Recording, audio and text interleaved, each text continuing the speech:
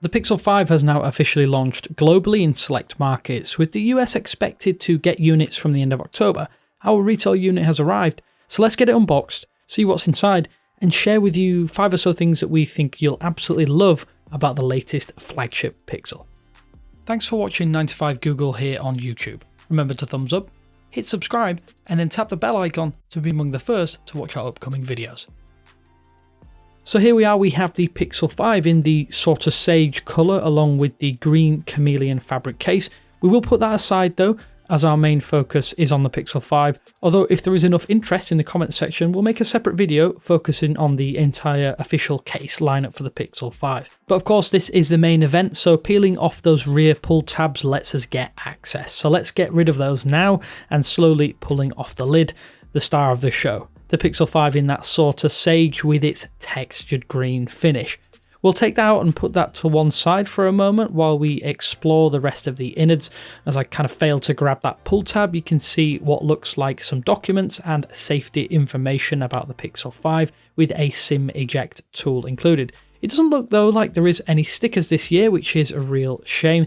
And now when I take that out, that is a UK 3-pin power brick, along with a USB-C to USB-C cable, and underneath what looks like a data transfer dongle, which is tough to remove, so I'll leave that there.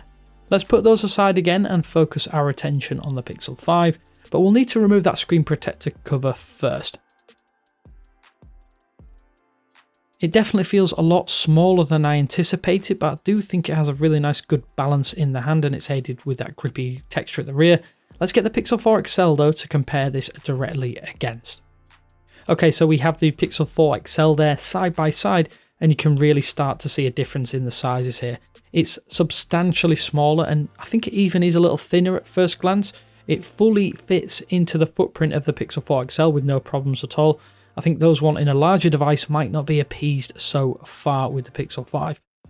So skipping forward just a bit, we've got the setup out of the way and had a play with the device for a little more than a while, and there are quite a few features that we think those who pre-ordered or might be looking to pre-order the Pixel 5 might actually outright love. But let's go through them first.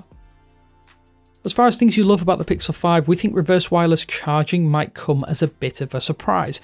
That said, if you own a pair of Pixel Buds or other earbuds that include Qi charging support, wow, is this a nice little bonus inclusion. I've barely had the Pixel 5 out of the box, and even at this stage, I think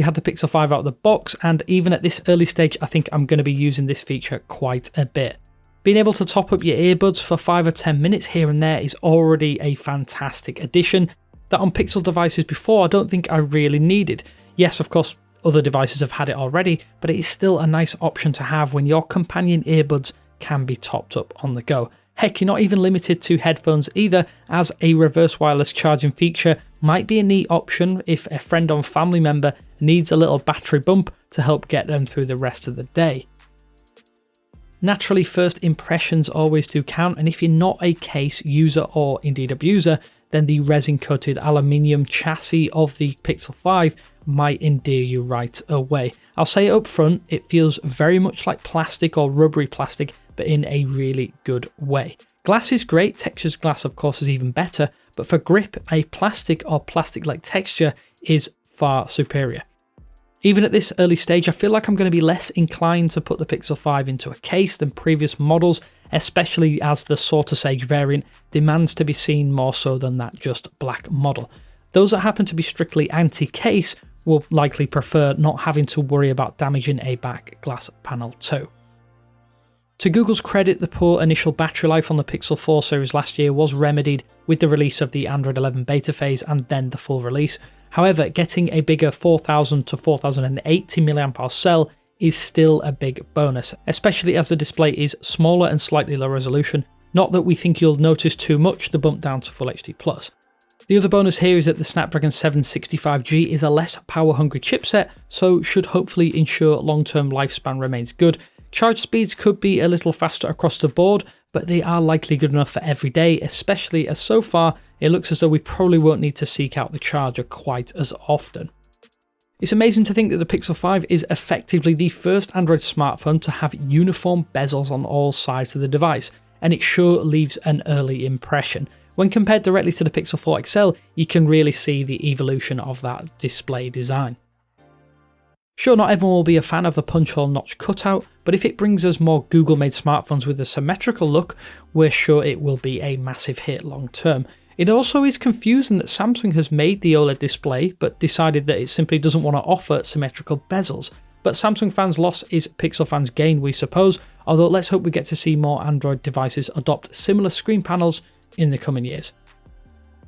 Disappointingly, we didn't get a proper Pixel 5 XL this year that I'm sure many of you were hoping for, but the slightly more compact nature of the Pixel 5 still leaves a great first impression on me as someone who does often prefer larger devices. It's enough of a step up in size over the Pixel 4a, but it's still small enough for most people, as those smaller bezels mean screen real estate is still impressive at 6 inches.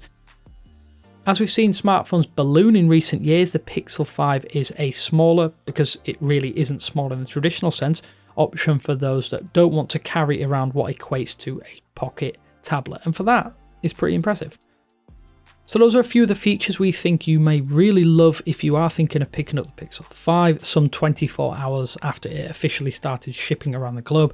Don't worry though, we'll have plenty of content coming very soon, but we want to know if you have pre-ordered the latest Pixel and what you're hoping for. Let us know down in the comments section below. But until next time, as always, this is Damien with 95 Google saying thanks for watching, and I will speak to you later.